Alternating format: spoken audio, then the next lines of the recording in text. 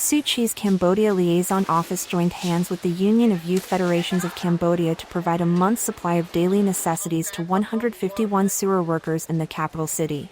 很感恩各位地下无名英雄帮助我们，你看在今年的水患减少了很多。 Volunteers expressed their gratitude to the workers, whose contributions often go unnoticed. They also encouraged them to put aside what they might spend on cigarettes or alcohol and use it to do a little good. 抽一根烟，放一排笔，这叫健康捐。这个健康捐不是叫你一直喝、一直抽啊，你每天存100就是一个善。 帮助了别人，也帮助了自己。អញ្ចឹងគាត់អាចយក100-200រៀលទៅសំនៅក្នុងពងឥឡូវក្នុងនោះអង្គការជាបានឲ្យពួកគាត់ម្នាក់មួយជានិមិត្តរូបគឺគាត់បានជាផលបុណ្យរបស់គាត់ដើម្បីចែកម្លែកបន្តទៅកាន់អ្នកដែលខ្វះខាតជាងគាត់